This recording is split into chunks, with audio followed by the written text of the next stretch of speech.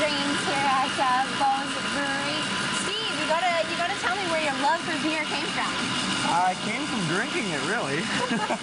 All right, that makes sense. Yeah, no, my first taste of beer, 18 years old, I went to Quebec actually and had my first pint was a Boreal Rousse.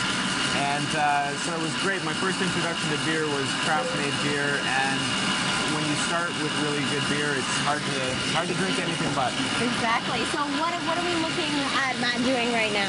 Well, Matt's going back and forth between the mill, making sure there's enough grain in there of the right mix, and then also making sure that it spreads out evenly on the tank.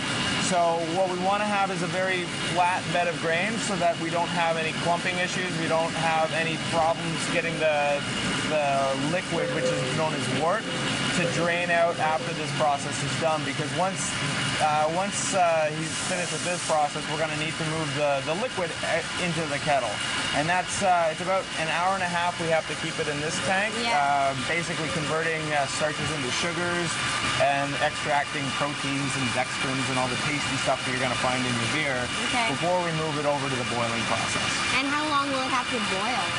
Well, it takes another hour and a half to get it all into the kettle because it's a very slow process. We use gravity to feed it. We don't use any suction pumps or anything like that.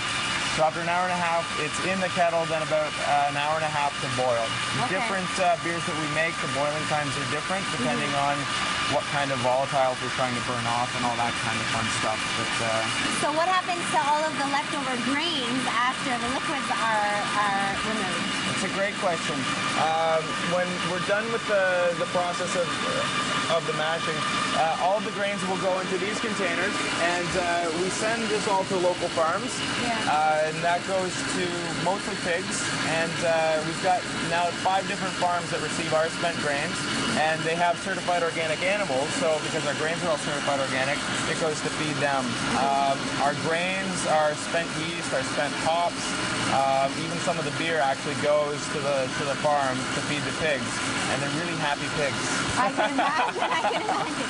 So what type of beer are we making here? I know it's a bit of a special blend. This is, we're doing a really fun project.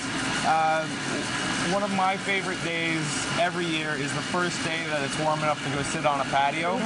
So what we're going to do, we're producing a special beer called a Saison, and we're going to call it Patio Saison, and we're going to release the beer. We don't know what the actual date's going to be. It's going to be the first day that it's sunny and 18 degrees. Awesome. And that's when we're launching it. Okay, and so the first day that it's sunny and 18 degrees, where can I find this Saison beer? At really good patios in Ottawa. Okay, so you're going to release it to be the best patios in Ottawa. Absolutely, yeah. Okay, and there's a handful of them, so you can expect to find it. Now, a little bit later in the show, we're going to head down to the bottling and labeling line, right? Yeah.